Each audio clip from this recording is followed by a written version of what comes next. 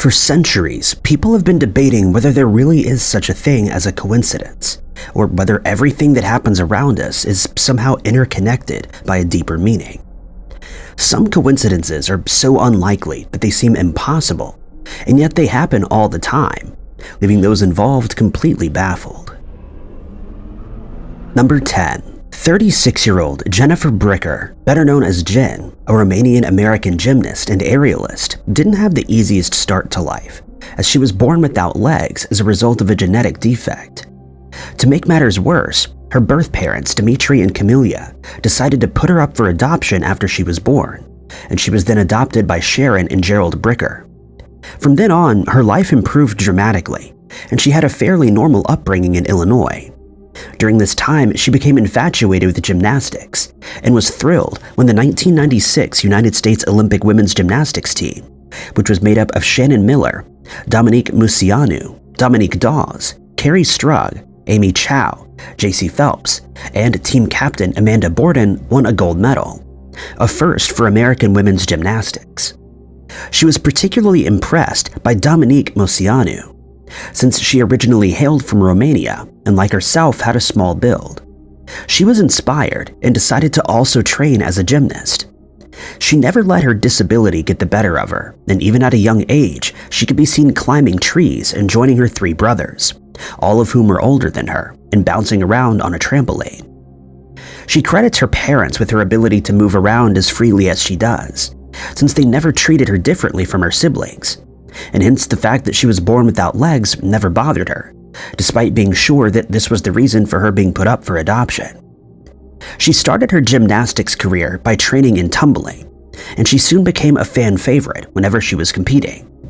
She proved to be immensely talented, as she was chosen as a member of the Junior Olympics team by the time she was 10, and the following year she became the Illinois tumbling champion.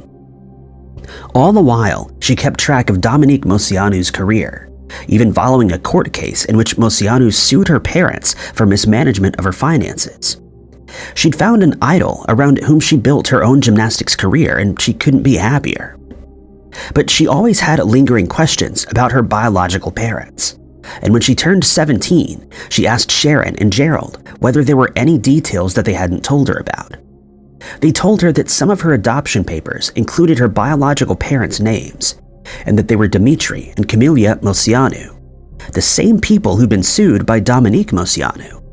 She was astonished to learn that the woman who she'd based her career on was actually her biological sister. Her parents realized this while they were watching the 1996 Olympics on TV, but they decided to keep it to themselves until Jen was old enough to understand the situation properly. For the next 4 years, Jen made plans to meet her sister by asking her uncle, a private investigator, to get in touch with the Moceanus, and while they acknowledged that she was their daughter, they wanted nothing further to do with her. She then decided to write a letter to her sister, in which she explained the whole situation. Dominique was shocked at the news, but didn't meet with Jen right away, since she was about to give birth and was dealing with her father's failing health. They did eventually meet in person, and Dominique described the experience as being like looking in a mirror. She also eventually met her biological mother, and they got on well despite everything that had happened, and they marveled at the coincidence that Jen took inspiration from someone who turned out to be her sister. Number 9. Most of us are familiar with the unbelievable tale of Violet Jessup, the woman who's considered by many to be one of the luckiest people to ever live, since she survived not 1 but 2 major shipwrecks and had a harrowing experience aboard a third. The first incident occurred on the Olympic when it was involved in a collision with the HMS Hawk, but both of these ships managed to make it back to safety, despite sustaining considerable damage. Years later, she was one of the lucky survivors of the Titanic when it sank on its maiden voyage, and she then served as a nurse aboard the Britannic, which sank thanks to a mine that had been left in the water by a German U-boat, and again she managed to make it out alive. The fact she was involved in 3 major incidents involving ships seems incredibly coincidental, but there's another case that may be even more unlikely, so much so that many people struggle to believe that it ever happened. In the first incident, a ferry was sailing from Wales to Anglesey along the notorious Menai Strait in 1664 or 65, according to some sources. when it ran afoul of a strong gale that caused damage to the hull, and it went under with 81 passengers. 80 of those passengers lost their lives in the tragic event, but there was one survivor, a man named Hugh Williams. It would later come to light that the ferry had been constructed from the roof timber of a set of church ruins, and many people believed that it was doomed to sink from the start. The next event took place in the 1780s, again in the Menai Strait, when a ferry was launched behind schedule, and it also sailed into strong winds that caused it to veer off course, and it ended up striking a sandbank that damaged the hull. This time, the ferry was carrying 54 passengers, and again, just one man survived, and quite unbelievably, his name was Hugh Williams. He would later recount how he managed to survive by using a mast as a raft, and he had to paddle against the tide for 2 hours before he made it to a ferry house, where he was then rescued from the water. Then in 1820, yet another vessel met its end in the Menai Strait, while carrying 22 passengers. Though there are far fewer details available on this incident. What is known, though, is that all but one passenger managed to make it out alive, and once more, his name was Hugh Williams. There have been many different versions of this tale told over the centuries, with some claiming that all 3 boats sank on the 5th of December, but this has been found to be false, as the 1820 incident actually happened on the 5th of August. But it doesn't detract from the fact that 3 men named Hugh Williams were the sole survivors of sinking vessels centuries apart, in the same stretch of water off the coast of Wales. While Hugh Williams isn't an uncommon name in that region, it's still remarkable that 3 men with the same name were the only ones to make it out alive, and it's been suggested that this wasn't a mere coincidence but fate. Due to contrasting information between sources, though, many people take this tale with a pinch of salt. Number 8. Thomas Jefferson and John Adams, both signatories of the Declaration of Independence, are known to have had a complicated relationship during their lifetimes, since they had conflicting political views, but they always held a sense of respect for each other, despite disagreeing on some very important issues. The first sign of trouble in their friendship started when Adams was elected as vice president, and Jefferson was given the role of Secretary of State. When George Washington stepped down as president, Jefferson and Adams both ran for that position, and Adams ended up winning, with Jefferson serving as his vice president. But even during this time, they failed to see eye to eye, and their rivalry continued. In 1800, both men would run for president again, and this time, Jefferson was the victor to the great ire of Adams, who decided to relocate, and for the next 12 years they completely avoided each other. This didn't go unnoticed, and Benjamin Rush decided that he would be the one to mend matters between the two politicians. And so he wrote to them both, stating that he wanted them to settle their differences before they passed away and didn't get the chance to. He reinforced his suggestion by telling them that he had a strange dream in which they wrote letters to each other, eventually becoming friends again, before they both then passed away within a very short period. His words seem to have had some impact as the two started writing to each other, and they would eventually end up sending 185 letters between them. But they still had very differing opinions, and their friendship remained tense. But as time went by and they got older, they seemed to find their friendship again, as they reminisced about the past, though it isn't certain whether they ever decided to set their differences aside. It seems unlikely that 2 men, both of whom signed the Declaration of Independence, would remain enemies for very long, but the reality is that we'll never know what the state of their relationship was by 1826, 50 years after the historic document was signed. What is known is that the 4th of July, 1826, wasn't just a celebration of America's independence, but it was also the day that an incredible coincidence occurred between both Adams and Jefferson, when they passed away just 4 hours apart. It's said that Adams' last words were "Thomas Jefferson survives," suggesting that he was thinking of his old friend and rival up until his very last moments, though he was unaware that Jefferson had actually passed away 4 hours earlier. While most people consider this to be a bittersweet coincidence, there are some theories that suggest something more sinister. John Tyler would later recall that Jefferson often stated that he would pass away on the 4th of July, and hence some people believe he was kept alive by doctors until that date, and then allowed to pass away. Adding fuel to this conspiracy, Adam's granddaughter would later state that she saw his doctor administer a type of medication that would either help extend Adam's life by a few weeks or end it in less than a day, and hence we can only wonder whether this truly was an unlikely coincidence or a carefully orchestrated plan. Number 7. The world of linguistics may not be the most exciting in most people's opinions, but to those who have an interest in it, it can be a fascinating subject that teaches us not only about languages used in other parts of the world, but also the traditions that go along with them. Some languages, such as Dutch, Flemish, and Afrikaans, are very similar and contain words that not only sound the same, but usually have the same meaning, which is not surprising since these languages have similar origins. Then there are languages such as French and Suomi, the language spoken in Finland, that sound very different from most other languages, and most people who didn't grow up speaking them find these very hard to learn, since they have no reference point to work from. A good example of a language that was developed with very little outside influence is one called Mbabram, which was spoken by Aboriginal Australians, and in 2022, it was estimated that only one person in the world still knew how to speak it. One very interesting characteristic of the language is that its speakers often used to ignore the first syllable of a word completely, something that isn't done in very many languages around the world. It isn't unheard of though, as there are many English words that ignore certain letters. For example, the word doubt, which contains a B that's completely silent, or pterodactyl, where the first letter is also silent. English and Mbabram, or Babram, are two very different languages, and there's no doubt that neither had a hand in creating the other. But they do share one word that, purely by coincidence, is not only spelled the same, but has the exact same meaning. The word in question is dog, and in English, it was derived from the old style of English in which it was spelled and pronounced as dogga, and in some instances dogga, and it isn't certain where the word originated from. In Babram, the same word is traced back hundreds of years, in which it was spelled and pronounced as Gudaga or Guda, and it's almost unthinkable that two languages that evolved completely separately could end up with a word that's not only spelled the same, but has the same meaning. This is known as a linguistic false cognate, a coincidence so unlikely that it seems to defy all logic.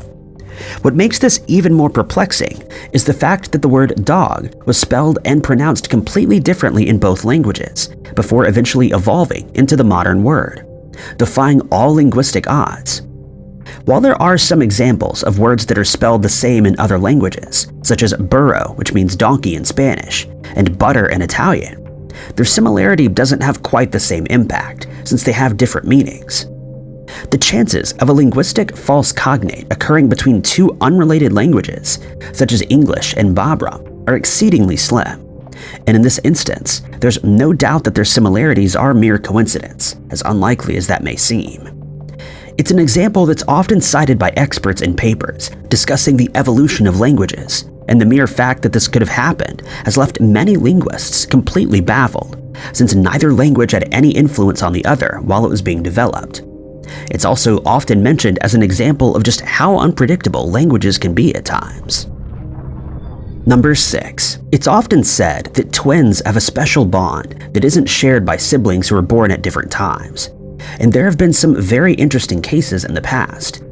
Some sets of twins claim that they can feel each other's pain, for example. If one were to burn their hand on a hot stove, the other would feel the same sensation despite being miles away. There have also been many instances where one twin suddenly feels that the other is in some kind of trouble, that they're feeling sad or that they're ill, only for it to be revealed that their intuition was completely accurate.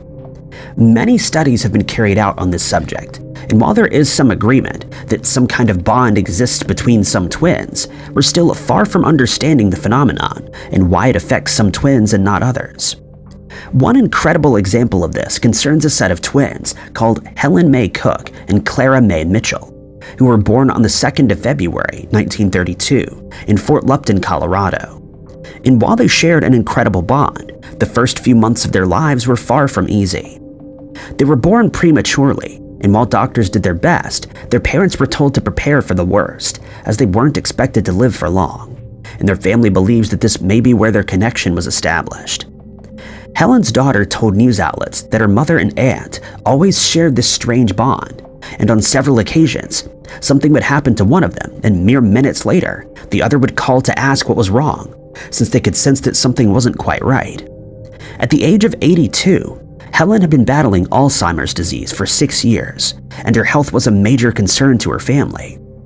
On the 13th of October, 2015, Clara suddenly passed away unexpectedly from a heart attack, and the news of her passing quickly made its way to Helen's daughter, Marcia.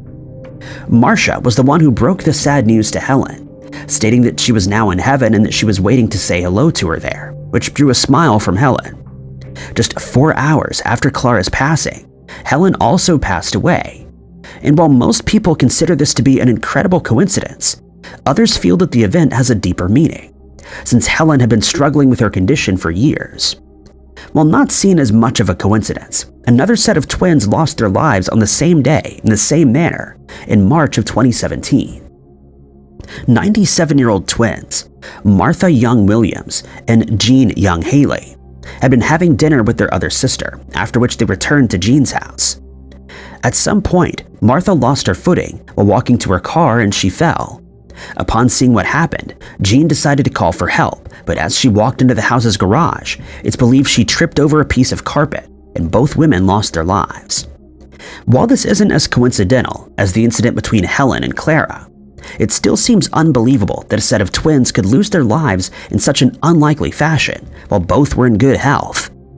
There's no doubt that many more studies will be carried out to explain the strange bond that's said to exist between twins, but for now, all we can do is speculate. Number 5. Anyone with an interest in musical history is bound to be familiar with George Frederick Handel, an English composer who was born in Germany and who's most famous for the operas and musical pieces that he created. They'll also know about Jimi Hendrix, who rose to fame after he set his electric guitar on fire while performing at the Monterey International Pop Festival, and gained many more fans after he performed at the infamous Woodstock Festival in 1969. Both men are legends in their own right, with many people considering Hendrix to be the greatest guitarist to have ever lived, and his legacy is still very much alive today, as many aspiring guitarists take inspiration from his style of playing. After moving to London in 1711, Handel also cemented his place in English music history when his works were well received in high society circles, and many classic music enthusiasts list him as one of the best composers of all time. While Hendrix was already well known in the US, he would only find fame in England after he moved to London in 1966, and just months after doing so, he had 3 songs in the UK top 10, with Hey Joe, Purple Haze, and The Wind Cries Mary. During this time, he shared an apartment in Mayfair with his girlfriend, Kathy Etchingham, specifically at 23 Brook Street. He often played shows at the Bag o' Nails pub in Soho, and it wasn't long before he became a household name in the country, thanks to his blistering guitar work and energetic onstage presence. But it wasn't just members of the public who were infatuated by Hendrix.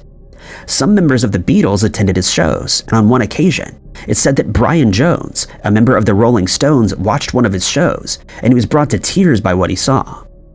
While living here, Hendrix became aware of an unbelievable coincidence regarding himself and George Handel: the fact that the classic music maestro had lived in the apartment next to his 200 years earlier.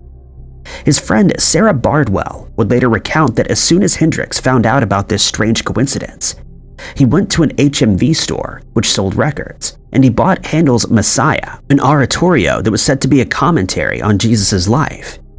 Some of his friends also recounted being with him when he played the record, and they used to play his guitar along with the music. And considering that the man who wrote those notes used to live in the building next to his, it must have been quite a surreal experience. Many people were surprised to learn that these two musical greats lived right next to each other, though centuries apart, and they felt that this fact should be celebrated with a plaque detailing it. But classical music lovers didn't agree, since they felt that Handel had a far superior knowledge of music, and that Hendrix didn't deserve to be mentioned in the same breath as the composer, since they thought he was far more talented. But in 2016, the Handel House Museum was renamed to the Handel and Hendrix House, ensuring that fans of both musicians and of both genres would have the opportunity to visit the apartments where their idols once lived.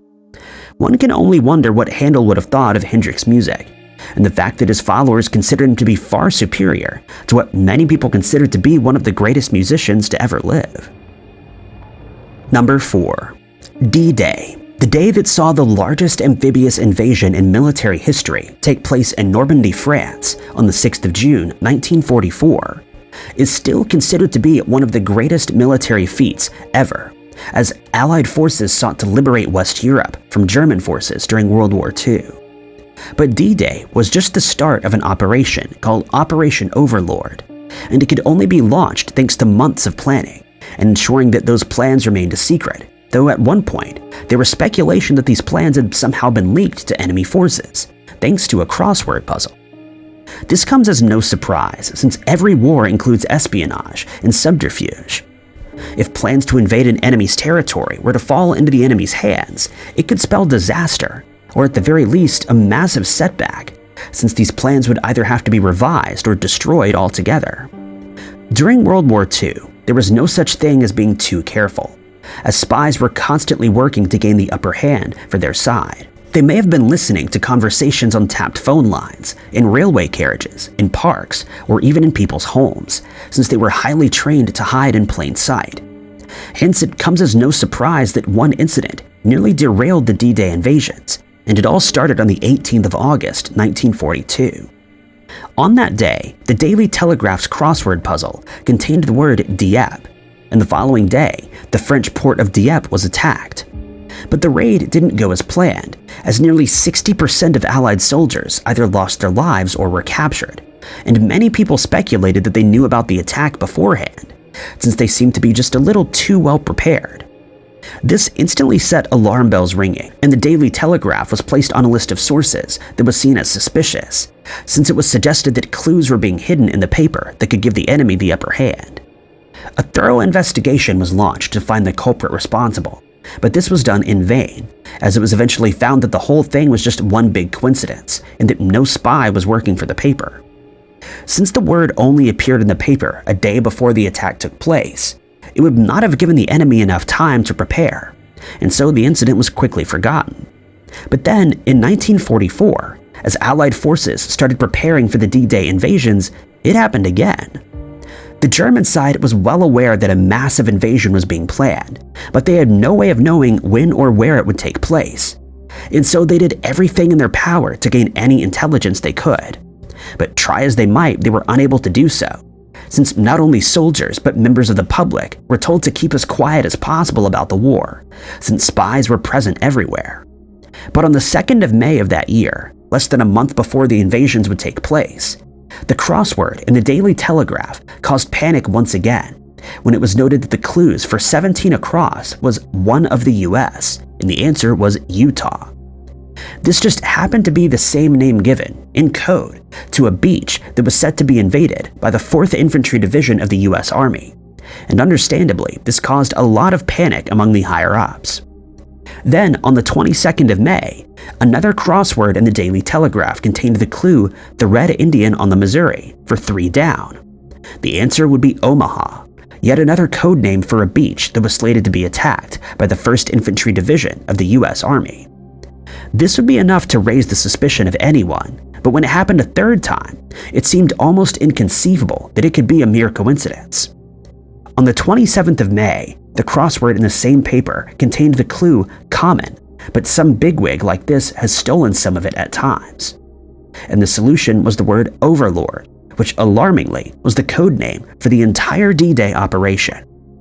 On the 30th of May, the answer to the clue "this bush is a center of nursery revolutions" was Mulberry, and on the 1st of June, the clue "Britannia and he hold the same thing" had the answer Neptune, the former being code for portable harbors that would play a role on D-Day, and the latter being a code name for the landing operations. The creator of the crosswords, a school principal named Leonard Daw, was interrogated for days but was eventually cleared of all suspicion when it was determined that he wasn't a spy, and unbelievably, it had all been one huge coincidence. Number 3. It's often the case that when two people meet each other and fall in love under the most unlikely of circumstances, they feel that fate had a hand in bringing them together, and they consider their relationship to be a match made in heaven. This may happen when two people meet each other while visiting an area that neither of them normally would, or when they meet through a mutual acquaintance that they both have known for years, but somehow never knew about each other. There's even a case in which a woman, Casey Berg, accidentally sent a text to the wrong number and inexplicably ended up meeting a man named Henry who would turn out to be who she believes to be her soulmate. Even more inexplicably, Casey would later find out that she needed a new kidney, as the one that she'd received years earlier during a transplant had started to fail. And it would just so happen that Henry was a match, and he ended up saving her life. Whether this was a coincidence or fate is up for debate, but another couple, Alex and Donna Voutsinas, are certain that they were meant to end up together, thanks to a very strange coincidence that took place in 2010. Long before they realized that they were somehow inexplicably connected, Alex and Donna grew up in different countries, he being from Montreal in Canada, while Donna was from Florida in the United States. As adults, they would end up working together and they soon fell in love. They then decided to get married, and in preparation for their big day, they started getting some of their family photos together.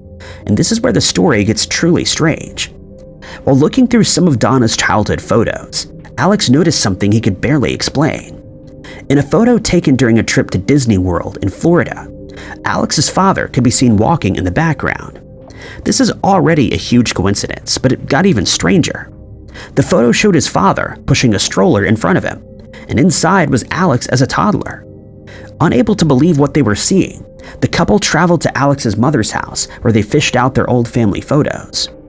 There, they found pictures of their trip to the same park, and remarkably, noted that Alex's father was wearing the same clothes that were seen in Donna's photo, and this coincidence was confirmed. Donna later stated that she was relieved that Alex proposed to her before the photo was discovered, since she now knows he did so because he loves her, rather than feeling that he had to since their meeting was fated. She also added that she'd looked at the photo many times through the years, but always focused on her family rather than the people in the background, and so never noticed Alex's father. Number 2. Imagine meeting someone who looks almost exactly like you, a doppelganger. It must be a truly unnerving experience, since the chances of that happening are extremely low, and most of us will never experience it during our lifetimes, despite there being billions of people on Earth.